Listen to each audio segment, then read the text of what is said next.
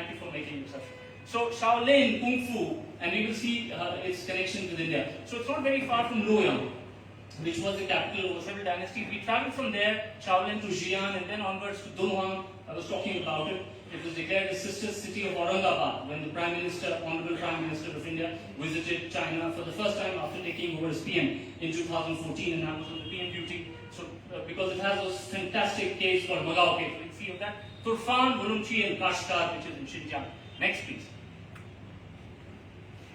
So the story begins with Luoyang is, the emperor's capital, and we're talking of AD 67, AD 66, exactly almost 2000 years, and the emperor was Ming Di of the Eastern Han dynasty. You've heard of Western Han, the dynasty which built these terracotta warriors, right? That was Qin Shi Huangdi, that was 2nd century piece. Now we are in 200 years later, and this is Eastern. So this emperor has this dream of a golden angel flying, and the next day he summons his ministers. He says, "What is it that I dreamt?" As if they would know. I said, "It was an angel." So we know of an angel, and that angel is the Buddha in the West. He says, "Get me more information. Get me more information."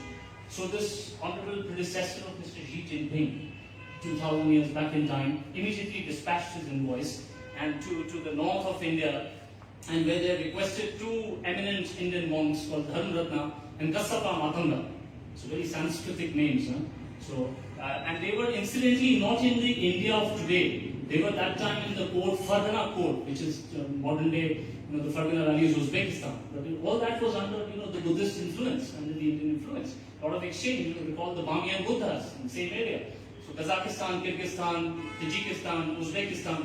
So they request, they agree. And in this painting preserved over the last 2000 years, not necessarily in this form, but I would say as a concept. And this I photographed from Luoyang temple itself.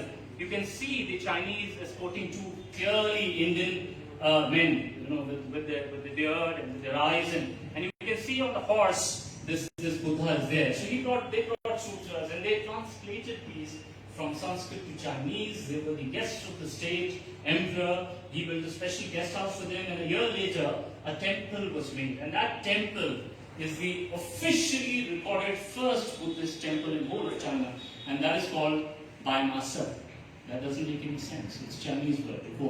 It's called the Temple of White Horse, because along with Buddhism, along with the sutra, also came these warrior horses, because the Chinese needed them to defend against various attacks. So it's the Temple of White Horse, and you can see on the top right the grave of these two died there. And you can see the images etched on stone, and you can see the little Chinese children coming and touching their feet. And a lot of other countries have built, temples like we have in Kushinagar, if you've been to, or in Lumbini, or in Sarnath. Because from China, as you know, it went all the way to Japan, to Korea, even Southeast Asian countries. Next, please. So this is the Longmen grottos. China has these fabulous grottos, though it has had several rounds of persecution, destruction, like India, but somehow they managed to preserve it. And these statues in the middle of Buddha goes up to 17 meters high. It's called the Losan. And Dr. Lokesh Chandraji, who's Padma Bhushan, who's written the foreword to the book, says that this Losana, the Buddha, is actually Rosana. And Rosana in Japan is also means Amitabha, the Buddha giving light. And then he says, compares it with Roshan Lal name, a very popular name in India. So, in fact, they say one empress of China, the only empress who's ever ruled China, Wu Zetian of the Tang dynasty, the most rich dynasty in terms of contributing art, architecture, most flourishing dynasty, 6th to 9th century AD. She was an empress in that, and the Buddha resembles her to give her, as did many other emperors and empresses, to give them the legitimacy. Next, please. These are close to Luoyang, the Longmen grottos. Next. Here comes the Shaolin. Shaolin. Has anybody seen 36 Chambers of Shaolin? The movie? Okay, I see quite a few hands up, right. Now, do you remember the character called Damo? You won't, because, okay, the central character who's trying to learn the tricks of trade. And why does he want to do that? Because he wants to avenge the death and the massacre of his kith and kin from his village. Because the Qings had taken over, the last ruling dynasty, the Manchus, and they had defeated the Mings, which was the Han dynasty, Han Chinese origin dynasty. and he wants to learn martial arts. So he comes here, and in between there are others who don't like his quick ascendancy towards proficiency in all the chambers. So, but then there's a whole court, and in between the headpiece says, no, Damo said that we must encourage, we must be egalitarian. So they refer to Damo as sort of the founding father. And Damo is a Chinese name of an Indian monk who went there. Have you heard the name of Bodhidharma? How many, please? Can I have hands like that? Quite a few. So Bodhidharma and Damo are the same person. And Bodhidharma introduced the Dhyan form of Buddhism. He went all the way he was a prince from the Pallava dynasty and went from the port of Kanchipuram, right, where the Indian Prime Minister received the Chinese plebeian 2 years back, and went to this place, meditated for 9 years in a single cave, and was known as the wall-gazing Brahmin. And he introduced the Dhyan, or what is called Chan Buddhism, or what is called as Zen Buddhism, right, in Japan, very popular. And it has some resemblance with what Kabir said, because this form of Buddhism or philosophy or religion doesn't believe in reading scriptures to attain some sort of enlightenment. It says just by meditating, by being a witness, you can do it. And so, likewise, Kabir being an illiterate person, so that is what. And he also introduced the martial art form, right? We as they say, the Kalari Paichu of South India, Kerala. Unfortunately, it's not really developed that much in India, but the Chinese have developed it, and you know what Kung Fu and Wushu is. So you can see his statue, his image in every part of the temple. And I took my girls and my wife there and my daughters, and you can see how much he's revered. The picture at the bottom is Kalari Paichu, and on the top is what a live performance that he saw there. Next, please. Okay, this is our Xuanzang or Weishan, and this is the pagoda to which he returned. He impressed upon the emperor to build this. There would be wooden pagodas, but this was a stone one, and this is called Dayenta, or the big wild goose pagoda, right? And here all the scriptures were stored, and he established a sutra translation institute, and this is where, and he entirely came by the land route, went back by the land route, and in fact, Honorable Prime Minister of India, Shri Narendra Modi ji, gifted a Bodhi sapling to the head monk, head priest of this, and I happened to be on the PM duty that time in Xi'an. Next, please. And Xi'an has a lot of other connections. For paucity of time, we'll have to leave that for you to discover in due course in the book. No, the previous one. Yes. So there are many other monks who went from India as well, and who took shelter, who taught in different monasteries of Xi'an. People like Subha Karishma, Vajrabodhi, and so there's a lot more that happened. And similarly, there are a lot of other Chinese travelers also who came to India, and some of them went back to Xi'an and established things like Little Wild Goose Pagoda, another pagoda. This is a very interesting. In Xi'an itself, it's called Famengse. It used to be called, for established around 3rd century AD, used to be called Ashoka's Pagoda. And Ashoka is a very popular name in China, by the way. There's a temple dedicated in his name. He's called Ayuwang. In one of the first conferences that I attended, I was told about Ayuwang, I didn't know. So the Chinese gentleman said, oh, that's Ashoka. And so here are the relics you can see, which were sent by, Ashoka cut Buddhas, made several relics and sent it all across the world, South and Southeast Asia and East Asia, China. So they're stored there, and there's a beautiful story which I'll leave for paucity of time, about how these were discovered, and a whole treasure trove of gold, silver gifts which the emperors would bestow on the head monks and priests when they would take them out in a procession. But all that disappeared from even Chinese history for 1,000 years till it was rediscovered in 87. Next, please.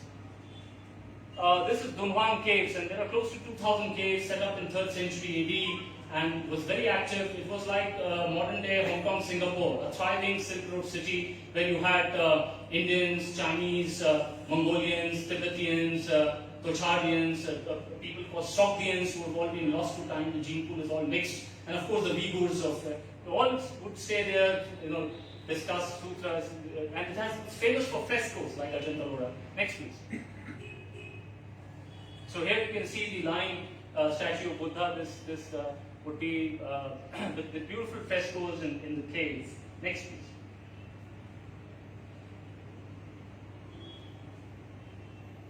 Please switch off this light. Okay. So this is Turfan. This is in the westernmost part of Xinjiang province, and these are called flaming mountains. And this has been mentioned in the journey to west, where it gets so hot, and the epic I mentioned to you the fictionalized character. And you can see the double-humped camels here, which used to ply on the Silk Road. And some of their offsprings you can see in Ladakh. If you visit and you visit the Nubra Valley, you can, some of you who all have been to the Nubra Valley, just one hand. You guys have that right. In the country outside as well. Next, please. Okay, so there comes Sun Wukong, the Chinese Monkey King. You just Google Chinese Monkey King, you will find lots of stories and whatnot. And next to that is none other than Hanuman. So you see, and later in the presentation, I'll show you the Japanese monkeys, which Gandhiji adopted. And so you see, there's so much of similarity. Next, please. This is the most famous city of Kashgar. The famous for the Sunday cattle market, which exists till today. Just that the double-humped Bactrian camels are no longer sold, and just that the camels don't move anymore. But a lot of other cattle is still sold, and I think in my life I've never had more tastier figs and watermelons than in this market. And without washing them, I took the gamble, and luckily I didn't fall sick. Next, please. And the people of the Uyghurs are very, very beautiful people. Next, as you can see in some of these images, and some of them resemble Mongols, some of them resemble Indians, some of them resemble Chinese, and they carry the inheritance of a whole assortment of ethnicities, like an amalgamation, like a melting pot, and very warm-hearted people, very hospitable as well. But they gave me visa for this last trip just for 10 days, and my trip was exactly 9.5 days. And if I would have missed one flight or one link, then I would have probably been in a prison, and would have been a good story. All other visits, whether official or personal, the visas were given always 3-4 times, like 30 days. But this was a tough trip to make, and I would have been under constant surveillance as well, I presume. Next, please. So, chapter 2 talks about the north-south trading route from Beijing all the way to Mongolia. There was a lot of activity there, and as you know, Kublai Khan ruled China and established what is called as the Yuan dynasty, right, for 200 years, 13th, 14th century. But this was not the only time the Mongols came to China.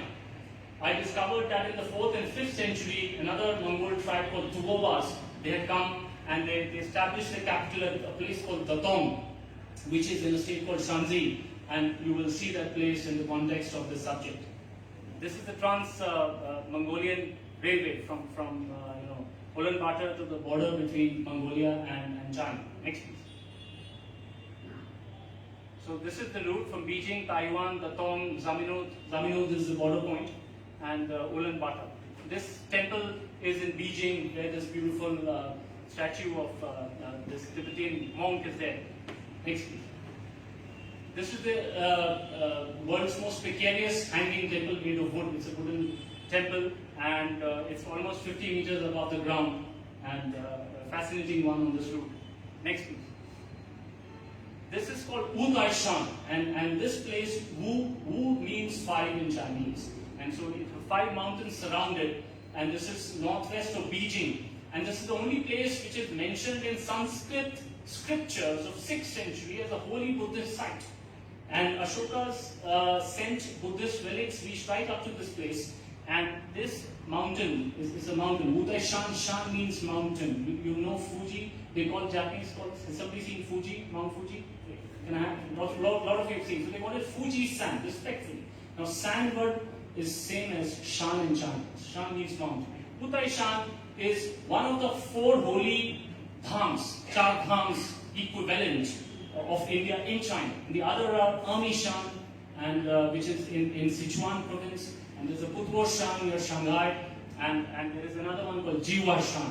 So these are 4 holy Buddhist ones, and here they worship different forms of Buddha. Here, the Buddha, the Bodhisattva they call it, which is worship, is called Manjushri, right? With a sword in one hand and with Prajna Paramita Sutra in the other, who removes with the sword and with the scripture the veil of darkness, the mist in our lives, and brings enlightenment. Next, please. This is a place where even they say Mao Zedong, as per the Padma Bhushan Dr. Lokesh Chandra, visited this shrine, Wu Tai Shan, before taking over as the People's Republic of China premier on the 1st of October 1949. This is a famous grottos, Yungang grottos, again in that near the Datong region, place called Yungang, where again 17-18 meter high Buddha statues can be seen and admired, built by the Tuoba tribe I was talking, the northern Wei dynasty. right, of Mongol origin. So this activity started there. In fact, when this kingdom started declining, the Nagadri dynasty, then the capital shifted to Luoyang, which is when those Longmen grottos I earlier showed you, they start getting built. Next, please. So this is inside. There are some beautiful. In fact, Yungan grottos have beautiful statues which have been obviously painted afresh as well, maybe 50, 100 years back, but they've carried that color combination scheme. Longmen grottos are more famous for those outside statues, the big ones, and Dunhuang are more famous for the frescoes. Next, please.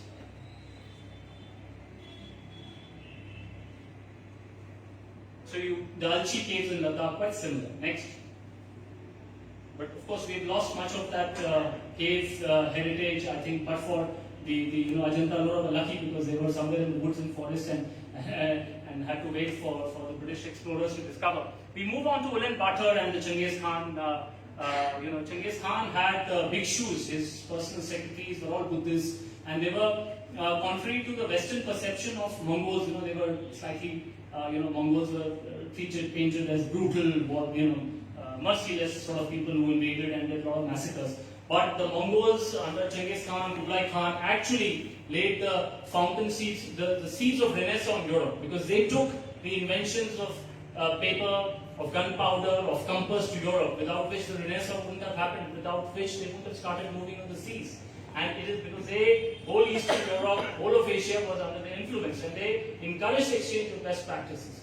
Kublai Khan in fact started the first paper currency, the way we know the world knows today. It was to his credit. They dabbled with the new script as well, and they were pretty secular, and there are a lot of interesting things about them that one can learn. Next, please. And of course, Kublai Khan patronized Buddhism in a big way. So this is Sichuan. Now we come to chapter 3, and this takes us to Western China, or the provinces of Sichuan and Tibet. Next, please. Chengdu, Leshan, and then Kailash, Mansarovar, and yes. So this is now the world's highest statue, natural rock-cut statue of Buddha, after the Bamians were destroyed. And this is in a place called Leshan. Shan, as I said, means mountain, and this is in Sichuan, and this measures something like 71 meters, close to 233 feet high. And this is at the confluence of three rivers, much like our auspicious religious places are, especially in Uttarakhand, are all near rivers, right? So next, please. You can see some sort of fleeting glimpses of the kind of art. By the way, that took 100 years to build. And the Leshan Buddha, the Dafo, they call it Dafo. Da means big, like in Dalai Lama. Da, Lai is ocean, right? Ocean wisdom. Dafo means Buddha. So this is Mulbek. Those of you who've been to Mulbek, anybody? So only the intelligence guys are raising their hands. So one more hand. So Mulbek is it's after Kargil is important lake, but some of these vestiges of what we had are still left. Next, please. This is Ermishan. Ermishan is a beautiful place, and we were very lucky to have this lovely blue skies. And they worship here Samanta Bhadra. Samanta Bhadra is also called as Puxian in China. And this is the form of Buddha we call Bodhisattvas, right? Which is known for righteous action, for in a way truthful, for upholding truth, and for action as in karma, as in Gita. So Puxian is always, Samanta Bhadra is on a mythical elephant with 6 tusks, right? And recall the legend of the Buddha's birth. They say that an elephant entered Maya Devi's breast near Lumbini when she was traveling, and in the pond she gave birth to Buddha. So next, this is the Kailash Parvat with the Manasarovar Lake, a photograph dating back to July 2009. Next, please.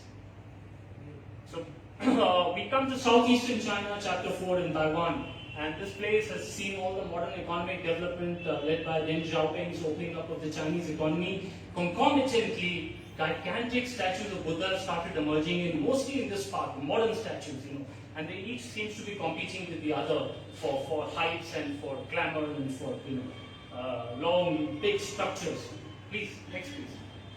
So Hong Kong is the modern counterpart of those cities on Silk Road. So next please. This is the Tiantian Buddha, and this Buddha I was mentioning was the last activity Chris Patton must have done on the cultural heritage, and as he Viceroy of Hong Kong in 1997. This was commissioned, and this was inspired, this bronze statue, by the Leshan Buddha that you saw, built in 7th century, the highest Buddha in the world, the rock cut. It was inspired by that. And there's another Buddha in Japan, which I'll show you later, called the Kamakura, Daibutsu of Kamakura. And you should see these linkages.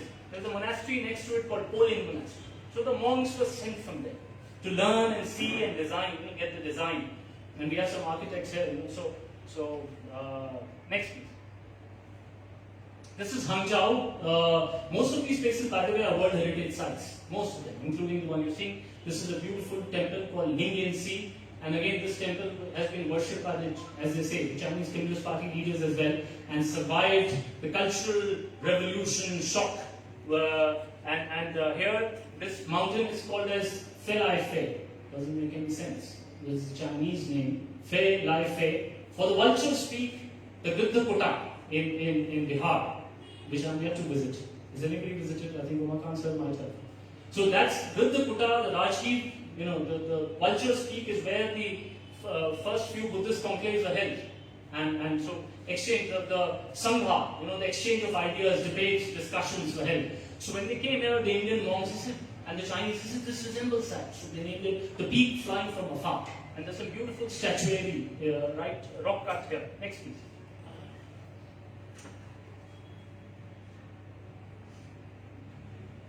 Shanghai, Suzhou, again have a combination of gardens, heritage, and the ancient, this is from the Shanghai Museum, the ancient Buddha that you see. Next please, Gandhara art. Taipei. Now Taiwan has in fact, the temples of Taiwan, the moment you enter inside them, you can feel a marked, visible difference between them and those in mainland China. So though the temples in China are now very much the Chinese government encourages people to visit, in the sense they were all closed at a point of time in the 60s Cultural Revolution. But in Taipei, the level of hustle, bustle and the activity is an order of magnitude above. You can see the devotion, the passion, and as you can see, people praying, young, old, middle-aged. In mainland China, mostly you find elderly there. The young generation is, I think, more got affected by the economic rise, meteoric rise of China. So this is the Longshan Temple in the main heart of Taipei, next to a very amusing alley called the Snake Alley. You can see some snakes being served, or snake soups. So next to that you have this very wonderful temple. Next please. Taipei, then Tainan was the old capital of Taiwan, and this is where it's not the first time in history that Chiang Kai-shek, that famous Cold War, and Chiang Kai-shek and Mao Zedong, he fled and came to Taipei. But this has not happened for the first time. In the 17th century, when the Qings, the Manchus, started attacking the Mings and established the Ming dynasty, the last emperor Koxia, he escaped and came to Taiwan. So Chiang Kai-shek had a precedent, and he set up the capital in this lovely place called Tainan, dotted with lots of temples, seeing some lovely activity. Next please. This is southmost point of Taiwan, a port city called Kaohsiung, and this is a very interesting monastery called Fo Guangshan. Shan again, mountain, Fo means Buddha. Fo Guangshan. There's an old part of the monastery and there's a new part where they've built a beautiful museum. And it is here I learned that, if you recall in Xi'an, I told you about Ashoka's pagoda, and there were some relics if you recall. I learned that here, as you see in the bottom right picture, there's a kind of vault, the secret vault that was discovered under the temple in Xi'an, and where they found all those gold and silver art crafts which were given by the emperors and noble people to the monks and the priests. And then it has these beautiful stories from Buddhism which have had an impact on me. You can see that lady is come before Buddha and she's crying because her child has died. And Buddha says, I understand, but can you please get me to push grass from a home which has not seen death? And she goes around and she's unfortunately and rightfully not able to find any home which would qualify. She comes back as an enlightened person and she is no longer grieving. So it is depicted there, one of the many things which we depict there. Next please. We enter the land of morning calm. This is chapter 5, where surprisingly not much is known. I mean, people may have heard. Have you heard of the story of the queen from Ayodhya who went into Korea, and they say 10% of all the Kims in Korea are descendants of India and the queen from Ayodhya? But there's a lot more that happened. That's just one glamorous story. And we'll see some of that. So it starts from Seoul, goes to south of Korea, a place called city called Busan or Busan, and then there are some fantastic World Heritage sites called Bulguksa, Haengsa, Bomyosa, which are temples, in some of which I had done a temple stay over a weekend. Next please. So this is Bomyosa, which was these Korean monks went to China, learned the sutras from there, who in turn had the Chinese had learned it from India. But there's also records of Indian monks who came directly to Korea as well. So next please. This Bulguksa temple, all these are World Heritage sites as I mentioned, has this beautiful 4 lions, much like the lion capitals of Ashoka inside. Next. Haengsa. Now this is a spectacular place where I did one night temple stay, and this is famous for an 800-year-old book, which is basically the Prajnaparamita Sutra of, from the Buddhist literature. And this is preserved written on wood, 84,000 blocks of wood. Each block is about 2 feet long, 1 feet in height, and about a few inches in depth. And it's inscribed, etched on the wood. And these have been preserved without any deterioration over 800 years, sans any modern air conditioning or dehumidifiers. And they had very interesting technology, like where it would place, there would be something under the ground, there would be a hollow, this thing, and I think some of our architect friends might want to sort of check it out how to preserve. So that is, and this beautiful maze, is a recurring theme in Buddhism of interconnectedness, which has been taught to the humanity in a very awful way through the pandemic, and how interconnected we are, right from bats to humans, and all humans across the globe are so interconnected. But this is not a new concept. It's just that we are learning it the hard way. But that's another story. The environmental stories of how the environmental damage and rising temperatures in Yunnan province and in China have led to coming up of new species of bats, and which in turn have led to more viruses of the kind of COVID which have germinated, and some of them have jumped the gun. And so interconnectedness. One in Buddhism they say, this coat I'm wearing, the shirt I'm wearing has been made by how many people. In one day, if you start counting how many have contributed to our lives, we will be amazed, we'll be humbled. Something which we take for granted in modern course. We are so interconnected. We don't have an individual existence actually. However much people like to think otherwise. Next please. Seopuram, again grottos in Korea. Next please. This was guarding Jetty. The Japanese were attacking Korea all the time. So this was overlooking the shores of Sea of Japan, and ward off the attack from there. And we enter the land of rising sun in this last and final chapter. I'm trying to run on time. Yes, please.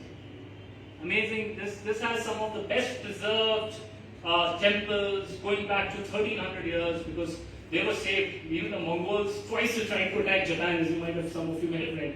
And they had to come through the sea route, and tempests and storms came, so the whole army got decimated. They made another attempt, similar thing happened, and now, so this is the famous temple of King Kakuji. Has anybody been here to Kyoto? Well, Umar Khan sir has been, Alokaji has been terrific. So this is like our golden temple of Amritsar. But this also is known for the Zen form of Buddhism, the Chan form of Buddhism. We call Bodhidharma. This follows, believes in that school.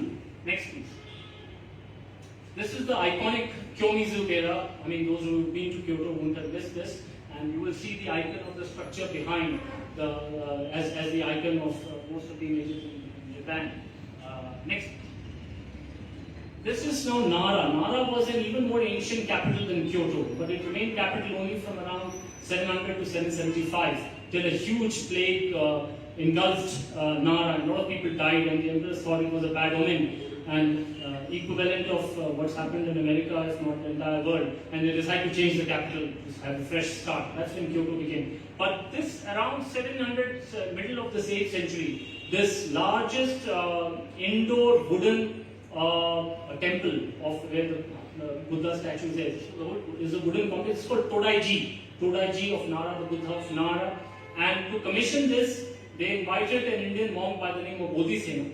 Incidentally, he was that time traveling in China, and he was in Utaishan. Remember the 5 peaks, and he was there. And the Japanese envoy to China was there, and he said, "Why don't you please come and our emperor wants an eminent person to consecrate and inaugurate this." So he came and he opened the eyelids of this Buddha, and that's how this was commissioned by the emperor. Next. This is Koyasan, a fabulous place up in the hills in South Japan, south of Kyoto. And there are something like 50 temples which offer temple stays there. I stayed in this one called Rengejoin. And in the middle of the gravel, you will find a character called Brahma. And Brahma, or they have the Sanskrit translation, which means Buddha meditating in the middle of a lotus. And the person who established Koyasan as one of the headquarters of a sect of Buddhism in Japan, which is called Shingon, is a very famous person in Japan called Kukai or Kobo Daishi. And he was commissioned, sent by the emperor in around 8th century to China, and no other city in China but Jian. Jian was called Chang'an. And in Chang'an he stayed, and he was commissioned to spend 20 years, but the brilliant scholar, civil servant, diplomat that he was, he finished the job in 2 years. And he learned the sutras from a Chinese monk called Hui Li. And Hui Li in turn was a disciple of Amoghavacha in a Chinese temple called Daxing Shan. And so it all emanated and flew in that manner. And Daxing Shan was again visited by Honorable Prime Minister Shri Narendra Modi ji in Xi'an. And this is basically the Vajrayana form of Buddhism, which was introduced as a Shingon Buddhism in Japan. Next please. So Miyajima, near Hiroshima, this site, the Japanese mark it as one of the 3 most beautiful sites in Japan. But this has some very interesting Buddhist temples, in one of which I saw a Japanese version of Saraswati. She's called Benzaite, and exactly the same veena. Next please. And exactly the same posture. And this is the famous Daibutsu of Kamakura. Kamakura, now some of you may know Japan has had rather interesting tradition of shoguns, or military chiefs, right? And any of you seen some of the Japanese movies about shoguns and The Last Samurai or something like that? So they wielded enormous clout and in fact a real power, while the political ceremonial power lay in the hands of the Japanese emperor who was at Kyoto. And the shoguns had their own dynasties. So one of the capitals, and their own capitals. So Kamakura, a little east of Tokyo, was the capital of the shogun, the then shoguns in 13th, 14th century. And they built this bronze statue of Buddha to rival the grandeur of the Buddha of Nara, the Dorje Nara. So we are more smarter, bigger. So the temple complex has got destroyed, but the statue survives, and you can see the copper and the bronze has got oxidized to a lovely green. Next. Toshubu Temple. The Toshubu is a beautiful Buddhist temple about 3 hours north of Tokyo in this place called Nikko. And I don't need to introduce you to these 3 monkeys, right? You know them. You know them as Gandhiji's monkeys. But you will be pleasantly surprised to know that the concept of Gandhiji's 3 monkeys originated in Buddhism. And it was a Japanese scholar, and Lokesh Chandraji in the foreword to the book, in fact, elaborates on this, called Fuji-san, who was visiting India, and he introduced the concept of these 3 monkeys. The Buddhism, the Eightfold Path of right thoughts, right speech, right action. So this directly emanates from there.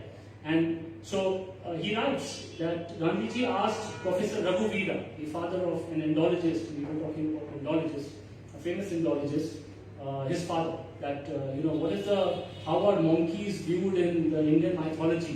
What for Hanuman? He says they symbolize purity, and it is probably thereafter that the whole world knows them as Gandhiji's 3 monkeys, the symbols of non-violence.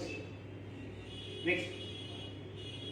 So I'm going to now come to the conclusion of this presentation. This is as a part of the tea ceremony, and the tea ceremonies in East Asia also become kind of Buddhist in character, because the way they offer tea, the first cup is offered to the Buddha. Sometimes in China, those who've traveled, they offer it to frog, but then turtle, frog, all these are symbols used in the Buddhist pantheon. Next please. This is the bottom picture is very much in Uttarakhand. It's the Kailash Mansarovar, my group of 38 yatris whom I had the privilege of escorting on way to the Kailash. And, this was a lunch break somewhere in Haldwani. Next please. So, ladies and gentlemen, I come to the conclusion. I've tried to stick to the 40-minute time which Dr. Lokesh already had given. But I'd like to make some concluding remarks. The whole idea, it has been so overwhelming that it has been like the concept of Vasudhaiva Kutumbakam, the more so in the pandemic times, we realized that how strongly, the humanity world has been connected. I mean, seen over 2,200 years of history of this part of, and much of the world was Asia, and East Asia was the dominant force, so the whole world is one small family is the core theme of the book, and I would go back to my starting remarks, to the starting theme, and this is a beautiful quote which I saw we stayed mostly in youth hostels. We believed in sort of backpacking, and that's how these journeys were done, including my two daughters over here and my wife. Now, this beautiful quote on a Kung Fu stroll in a Luoyang youth hostel, I think sums it all. Says, a nation may be subjugated by another. A nation may be subjugated by another, but a nation or a society which has forgotten its culture a nation or a society which has not forgotten its culture would, I'm sorry, I beg your pardon, I'm poor in writing, but a nation or a society which has forgotten its culture would be lost forever. That's how the words go. So, thank you very much, ladies and gentlemen, for hearing me.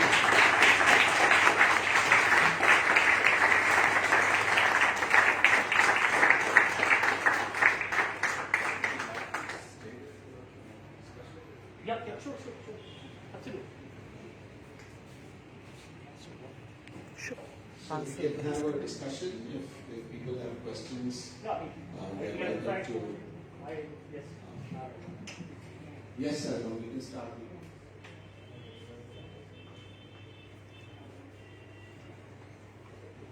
Yes, please. Please do introduce yourself. I'll be grateful. My name is Sardam. Sardam, yes. Of the Cafe Lab. Right. Of Cafe Lab, been there, doing that. I'm a researcher by profession. So very recently, I was studying. Me and my colleague Udish, we were planning to do a project on the Silk Road, and we got very confused as to what is the Silk Road, because we found multiple accounts which have defined Silk Road differently. In fact, if you go to most pages, there are only 5 Indian cities that are listed prominently as prominent Indian cities on the Silk Road. So we were not ready to believe that could be true.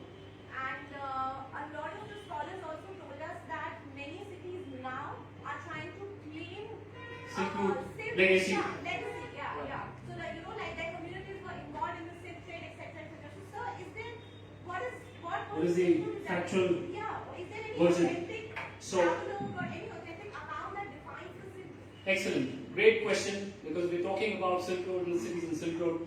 So, Sarkan, thanks for asking this. So, there was a German scholar by the name of Ferdinand von Richthofen who coined the phrase Silk Road. And you'll be shocked to know that this phrase was coined as late as 19th century. It's only 100 plus years old. It's not dating back to 2000 years at all. Right? But why was it coined as Silk Road? Because, you see, the major currency. You see, Kublai Khan introduced the paper currency around 14th century. Before that, it was either gold or silver that you would have traded in. But silk was considered as a normal mode of payment because it was so much valued by the Romans and the Europeans. And the reason why the Chinese flourished and the Silk Road flourished because the silk was moving along with tea and porcelain from the east to the west, right? Passing through, right? So now all the cities that lay on this route were basically the Silk Road cities, much of whom had been lost to the vagaries of time and destruction, either time or persecution. So, in fact, my book talks of some of these fabulous cities which I couldn't mention in the presentation, like Karakoja or Yarkoto. These cities, in fact, Hunshan spent 2 years with the king of Karakoja. And the king of Karakoja, who was actually the king of whole Xinjiang, which in area is more than entire Germany, UK, France all put together, wanted him to perpetually stay and marry his daughter.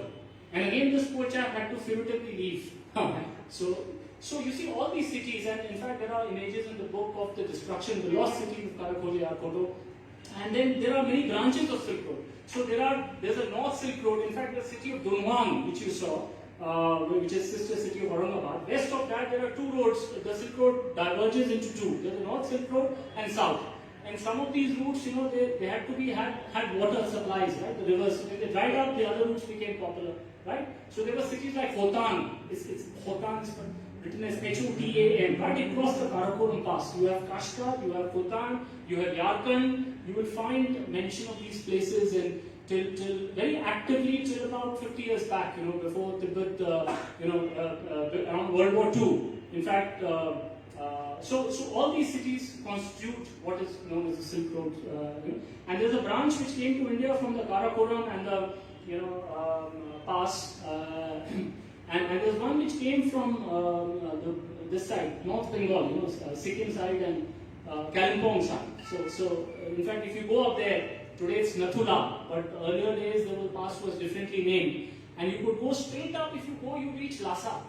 So in fact, Kalimpong has had Dalai Lama, the previous Dalai Lama, who took refuge because there was an impending attack by China, and he came knocking at the doors of the British India, and shelter was given in Kalimpong. He stayed for, I think, a few months, the 13th Dalai Lama, right?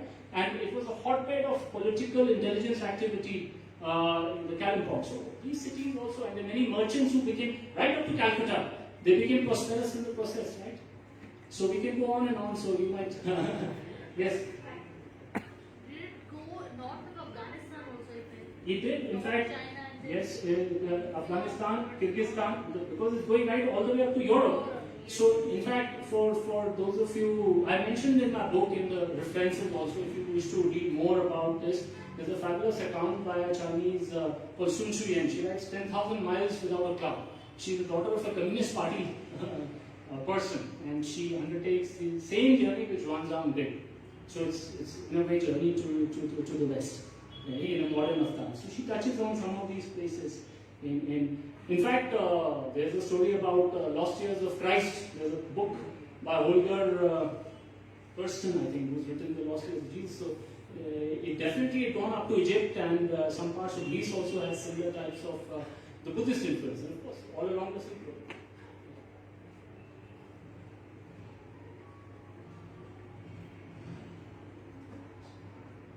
More questions? Any other questions?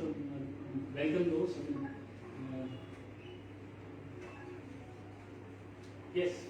How well is You it could kindly introduce yourself. Thank you so much. Really pleasure. My name is Zulima. I work at Nature Science Initiative and I run this program for Eurocraft. So my question to you Yes. is, that Please, please. so my question to you is that how well is it documented Indian monks visiting all these places, and is it and is their life documented there? So, in fact, that's why a journey to the east. Yeah. You see, I mean, at least I had not read about so many monks went from India. I mean, I just put the positive time. There are many more I've described in the book. But so much of exchange happened. It's in complete contrast to the Indian society's notion of जो सात समुद्र पार के गया उसका धर्म भ्रष्ट, ostracized completely in the British India. That was the kind of people like Raja Ram Mohan Roy fighting with his own mother over whether it was remarriage or. So we were far more cosmopolitan, egalitarian. We spread these influences. There are a whole host of monks who kept going. It's not one or two or even two Chinese, Fayan, Wenshang, who came to India. Many more came. Yijing came. So many came and learned. So many went from India. There are Indian monks who were born in Kashmir. In fact, a famous monk called Kumarajiva. I couldn't mention positive time. It's in the book. He was born to a Kashmiri father, and his mother was from Kucha. Kucha is a beautiful city on the Silk Road in Xinjiang province, which is famous for Kizil caves, right? Which of course, you are also, a lot of people came on Silk Road, they called and took away the frescoes and the statuary. People like, Orlstein. Orlstein, in fact, was of British-Hungarian origin, and some of the things he got are some of there in the British museums in London, and some is there, in fact, in the National Museum in Delhi as well. So that is what it is. Yeah. Lot of them traveled, lot of them. It was tremendous exchange. They went right, I told you, Bodhisena went to Japan, there are Indian monks who went to Korea. Tremendous, it was a continuous process. In fact, for Kumarajiva, they say he was such a great scholar of Buddhism and Xinjiang was not a part of mainland China like it is today. Yeah? So for much of its history, it's been independent. Also, today they call it Chinese Turkestan. So the mainland China had a war with the king of Karakoja, and what did they want for victory? They wanted Kumarajiva. That was the demand. So Kumarajiva went to Chang'an. So in fact, when his horse died in a place called Dunhuang, which I have covered in the They built a pagoda in honor of not Kumarajiva, his horse, because he got the holy scriptures. So there's a tremendous, I think we need certainly that's why this endeavor is in the direction. And we don't know, educated Indians, even I mean, for myself, an educated, I didn't know till I actually saw this, just privilege. Yes, Umakant, I'm going to ask you the question later. You happen to be my sister. I'm going to get preference to Dr. Umakant. But I'll come back to you later. So he raised his hand first. No, it's just a statement. Okay, like, sure. I'm always surprised that Buddhism was found in India. Like, I think, if I remember, 300 BC or 600 BC. 600 BC. 600 BC. And it never spread on in India. It went out and That's it a spread very, in China. you're and opening a Japan. Pandora's box. I think I should have allowed you to speak. I'm sorry. It totally wiped out from India. But that will require another session and it's a very tricky one. So please don't be resistant. Dr. Umakant. No, so I mean, I'm just making a comment on this. See, like she just mentioned, so history depends on how we interpret it. Now, the various versions of interpretations that have gone on in thousands of years. So, like she said, Buddhism didn't spread in India and it's gone out. Well, of course, like someone said, it's very controversial and there are several versions. Actually, it did spread in India, but anyway. So, what the comment I wanted to make was this on the topic of Silk Road. So, see, there's modern research like the journey that you've undertaken, and then some of the interpretation that you bring in, and there are other scholars in India. There's one a best-selling book very recently. It's also called The Silk Roads. It's by Peter Frankopan. Yes, So he does a tremendous amount of research, and he just turns history upside down in the sense that he wants to, with the modern research and evidence, he lays China and India at the center of the medieval economic, empire. Absolutely. The economic history of the world in the Middle Ages and later, actually along the Silk Road was where Central Asia, India and China were the dominant economic nucleus. centers, Absolutely. not only in terms of economics but also in administrative power, in governance and so much so on. And all along the Silk Road. So that's a very interesting evidence-based, highly researched sort of, I thank you so much for bringing this. It's a book which I have mentioned in my book as well. And in fact, India and China have contributed 50% of the GDP, not for 1 year, 2 years, 3 years, 100 or 200, but for 2,000 years. When I was trying to implement GST in Rajasthan in my previous Sarkar, I would always tell you we were at the center stage of economic of, compare that to what we do now. So I would say that in the context of course, one nation, one tax to promote, make it India story. But this is a fact, that we were at the center. Therefore, art, culture, philosophy, religion, philosophy flourished in this region. And let me tell you something that the Kushans I mentioned, right? In the dynasty, in the time of Kanishka and Kushans, maximum number of gold coins were minted. What was the reason? Because their territory included parts of Xinjiang, the Silk Road. So any trade happening between China and Europe or Central Asia or West Asia, Middle East had to pass through the territory. So they were levying customs duties and taxes, right? So that's the reason for that. And where did the Kushans come from? In the context of Peter Frankopan, because he also refers to this, I also mentioned this independently in the book. They came from a sub-tribe called Guishans. And the Guishans were one of the 5 sub-tribes of what are called as Yuezhis. And Yuezhi, they came from that Dunhuang Gansu area. They were housed there around 2,000 years back. And then this, these nomadic tribe called Xiongnu's, very fierce type of tribe, they attacked and they came from Mongolia side, the Xiongnu's, and the Yuezhis were displaced and they moved westwards from this Dunhuang Gansu area and they came to Bactria, Afghanistan and northwest, and they displaced this dynasty which was the Alexander's Seleucus, the Seleucid, the Gandhara period, and they established themselves there, and that's from where this Kushans came. It was basically Goshan, right? So there are many such stories, which bring out the importance and dominance of Silk Road in the countries in India and China. Absolutely, thank you so much. But I also want to make another comment, if you don't mind. See, No, no, you read your opening remark that the countries or cultures or nations who forget their culture Will be lost forever. are lost forever. Yes. I don't kind of agree in a very fundamental way. See, this is the march of history.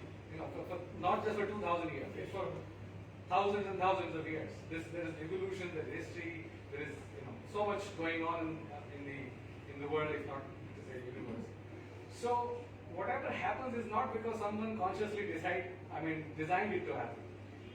March of history, we cannot be found fault with looking back, with the hindsight. What happened did happen. Happened because of the circumstances and reasons that prevailed at that time. No, absolutely. See, one cannot really argue that the history we should not have Britishers in India. I think the underlying spirit that I understood of the quote is that we may have been subjugated by, say, the Britishers, or the Britishers were subjugated by the Romans for a good 400 years, or the Chinese were subjugated by Mongols not once, twice, or by the Manchus, who were external forces at that point of time. But what is important is we should not forget our roots, what we carry, our inheritance, what our old civilizational context. We should retain that. Then we can never be subdued. Nobody can overcome us. No dictator, nobody can overrule us. If we retain that, because it instills pride, it instills and a yearning to sort of move ahead and develop more, to keep expanding. I think that's my interpretation of that remark. And I think in this context, let me share on a lighter note, in some of the travels, when I would sort of camouflage myself with a hat or something. So some of the Americans I would meet in these God-forsaken places, they would say, where do you come from? I said, I come from the country which Columbus set out to discover, but accidentally landed in your country. Where were you? Nowhere. You see, sorry, I'm not being a nationalist, but the short point is that we carry that history of Nalanda, Takshashila. We carry the birthplace of Hinduism, Buddhism, the Vedanta, you see Gita, and these are so very profound thoughts even in today's context. The Chinese may have progressed materially, and that's a perpetual debate. I don't want to stir a hornet's nest because there are both sides of the argument. But I'll restrict myself to just one remark. That progress has come, it's fantastic. We also want similar economic progress. But do we want it at the cost which the Chinese have had? And I say, I quote pure facts. This is well recorded that in the great leap forward, the great famine from 1950 to 62, can anybody tell me how many lives in China were lost? I think they were, if I'm not mistaken, close to 4 crores, 40 million lives were lost. I've heard stories, and I haven't read much literature on this. Some of you can throw light, but because the Mao Zedong said we must have our granaries full, so the granaries were made full. Compliance with the orders of the Lord. To the extent people didn't have food in their homes, they were starving and the granaries were full. And so I believe, I've heard stories that people offered their children to neighbor for being killed and cannibalism. All these kind of horrific stories are there. Point is, economic progress. I think we still carry, this whole message of living in harmony, either with nature or with all sentient beings, with our neighbors. In this philosophy, I would say the concept of nation is kind of diluted. Not that I'm not patriotic, but we're all human beings, we're all sentient beings, and that's what Vedanta, Gita, Jainism, Buddhism talk of. Respect for all creatures, whatever are alive. So we're all interconnected.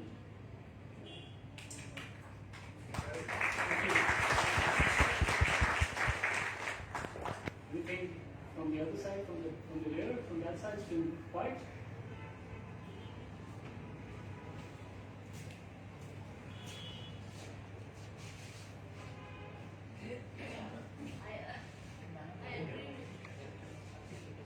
Yes, from that side. Any other questions or any other comments or your observations, your experience of some of these places? I'll be happy to hear.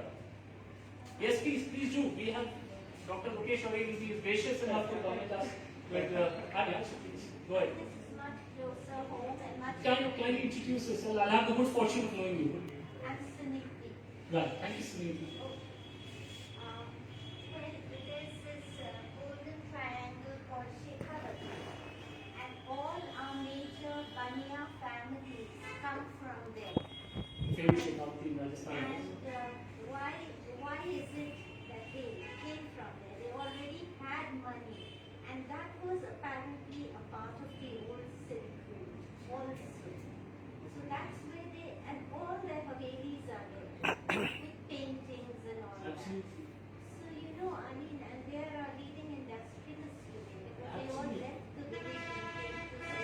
gorillas and the goenkas. And they went along the trade routes, spread all over the country where the trade routes were.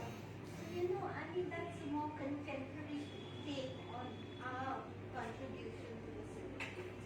Very beautiful, Suniti ji. Thank you for mentioning this. I was posted in Rajasthan, and indeed, the northwestern India. We were talking of Kushans, and so the trading routes were all from emanating from northwest India. So that's why in places like Mathura and all, you have that beautiful museum has such lovely art crafts dating back from the Gandhara period. So Rajasthan and the parts of western UP, Delhi, and these parts were very much on the forefront of the trading routes, and in fact it's the traders who carried the Buddhist philosophy into these East Asian links of Silk Route. Whether it was down south, places like Ajanta, Aurora, the traders played a great role, and it is with the coming of the sea routes as the dominant way of trading, right? And the colonial period basically meant that the sea routes became active and faster vis-a-vis the land routes. So the land routes started going into oblivion, and in fact the caves in Dunhuang, they were lying shut. There's a famous cave, Cave 17, which was lying shut for 1,000 years, and then in suddenly 20th century they discovered a whole treasure trove of things. So likewise for Northwest India, they started moving towards Calcutta. You see, so because Britishers were there, and you see the Silk Road through the Kalimpong and Lhasa and Shigatse route was still on, and also the sea routes from Calcutta. So a lot of the Shekhawati business families came there and became pioneering people, and not just trading, but in various philanthropic activities as well. And in fact, the Chinese success in South China, Guangdong, Zhejiang, Jiangsu provinces have been led by their trading community. So absolutely, thank you so much for bringing this up. Do you want to say something?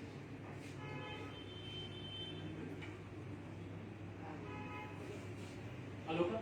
Yeah. Know your names. Yeah, I mean, it was a brilliant talk, and of course, it was eye-opener because I didn't knew anything was going to be said. But I've just been to Japan, your presentation. So, how do we're all aware that in Japan, Kyoto was the capital first, and then it shifted to Tokyo. Yeah. I mean, you've seen both. Yeah. And Tokyo. They're both covered in the book. Yeah. Oh, yeah. I've got the book. Yes. And what's your perception? Because when we went there, they were asking us, the Kyoto people, that do you think you like Tokyo, better than Kyoto as a capital? How do you look at it? I mean, we had a different, I don't know. So I would say the heritage capital of Japan is still Kyoto.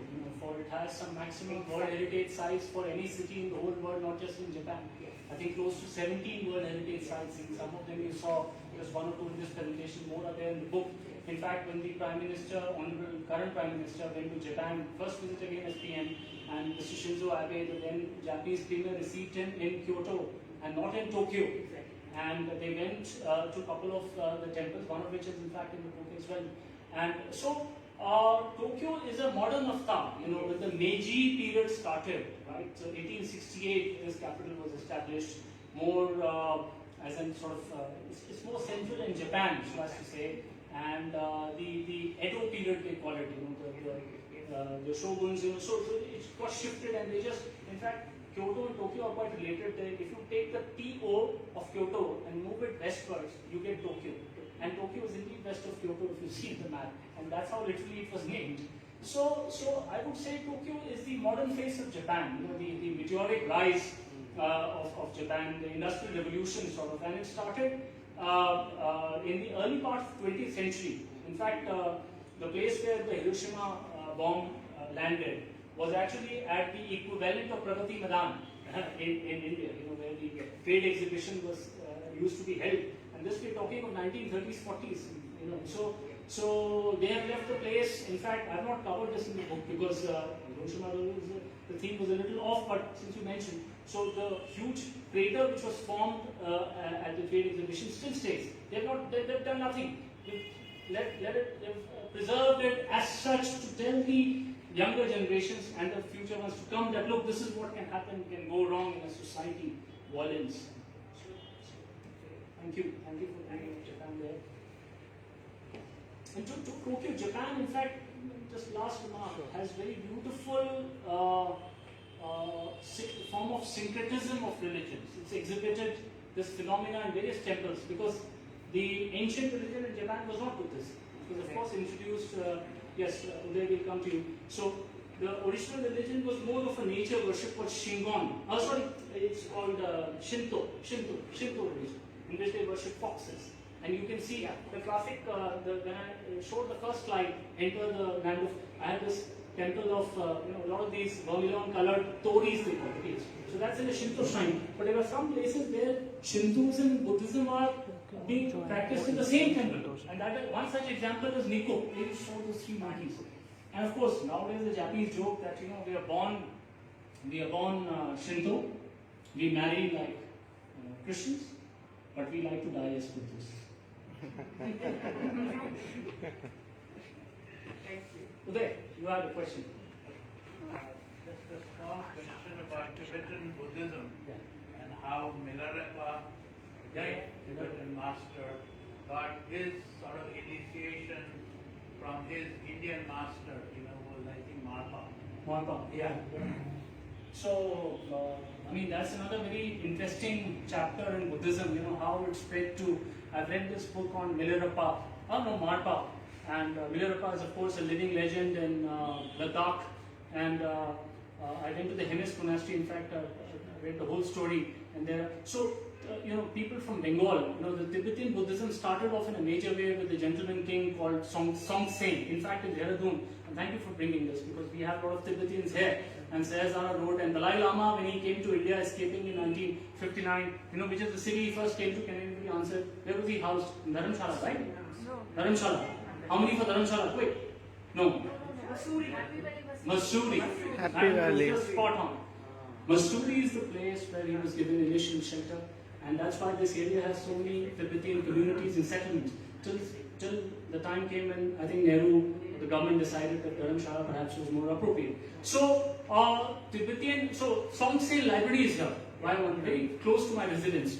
And I, in fact, remember the moment I joined and while hunting for a house, I made sure I went there in one of those in-between lull moments. And this library is fantastic. It has some 100-year-plus old records. So, Song Sen in 7th century started Buddhism in a major way, adopting it. And there are many stories of a white Tara, green Tara. One wife came from China, one came from Nepal. And then there are stories of Guru Padma Sambhava.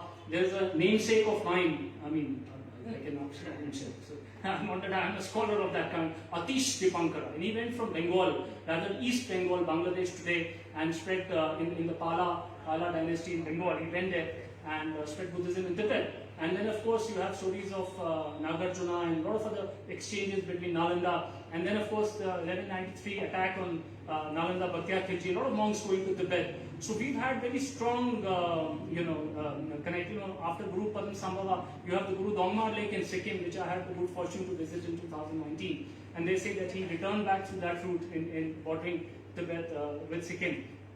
So that's another very fascinating chapter in that tough terrain. And through Nepal and entering into Tibet and perhaps in some ways, you see, Tibetan script, if you see, is very close to our Devanagari script, right? And another reason for the close linkage between the two societies, civilizations, would also be the fact that, all major rivers have come from there. From the Mansarovar Lake, you've had Indus, Brahmaputra, Satluj and Karnali. They emanate from the Mansarovar site. So for centuries and thousands of years, perhaps, there has been an exchange about which we perhaps don't know as much. It's not recorded, right? So thank you for bringing that. That's a strand which I've explored in the Tibet, the Kailash Mansarovar part of the chapter 3 of the book, but is a subject in itself. Dr. Lokesh, are you looking at me? Maybe I can squeeze in one last question. Please, it would be a pleasure. I would like to ask a question with reference to Uttarakhand because Uttarakhand, in my travels into the hills, I've come across many villages in Himachal and Uttarakhand which begin with the word Khash. And then towards, on the Silk Route also you find all these cities like Kashgar. And within Uttarakhand, there are the indigenous people and then there are the Khash people. So have you come across Any other such? this nomenclature or any other such social groups? So, thank you for mentioning this because I'm not aware of the Uttarakhand temple starting with Khash, but I would certainly be very eager in this posting here in this team to discover them and see the similarities. However, I understand, you see, Kashgar is also popularly known as Kashi. And the reason is not very far to fathom, and this is my interpretation. So I mean, I would give this qualifier at the outset. Kashi is what? Banaras, right? Now, where did Buddha give his first sermon? Where? Where? Obviously, Sarnath. I mean, most of us, Sarnath. He attained enlightenment in Bodh Gaya, and but he decided not to stay there. Right? Very interesting. Why did he come to Sarnath? In fact, I'll quickly add here because it's called emanates from Kashi. In Nara, the first capital prior to Kyoto, the Todaiji temple that you saw, close to that there is a very beautiful deer park. Yes. And in that deer park, deers are roam around freely. In fact, the moment you get down at Nara station, the deers in the city they come and you can offer them food. Now, because of the importance, because Sarnath, Nara's deer park resembles a deer park near Varanasi where Buddha gave his first sermon. And so Kashi, because that was a major center of the Indian civilization, so Buddha thought it fit. And a beautiful part of the Buddha story, I think, I'm making a very slight digression here, that he was not content being enlightened, right? Like this is basically the philosophy of Mahayana. Hinayana, I mean, they say that, well, you attain enlightenment, that's the goal, which is practiced in Southeast Asia. But in Mahayana, they don't want to be content with that. They strive to also assist other members of society, that their welfare, what we can do for them. Let me also take them from hell to heaven. So Buddha also wanted to spread the good word and not remain content. So he chose Sarnath because that was where people go, right? So Kashi, Kashgar, Kash. I leave it at that. Work in progress.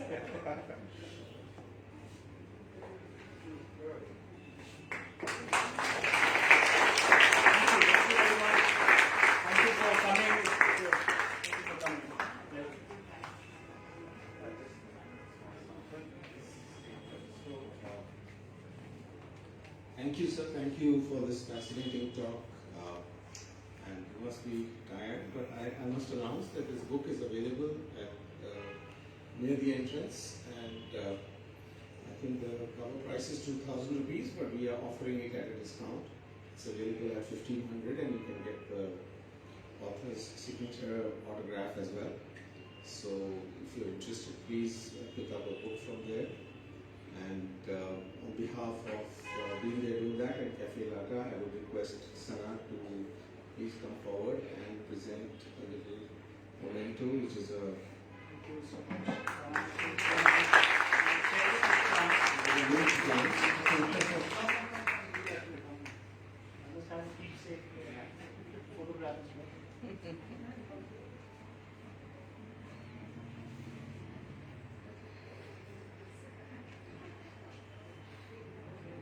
Thank you so much. I cherish this.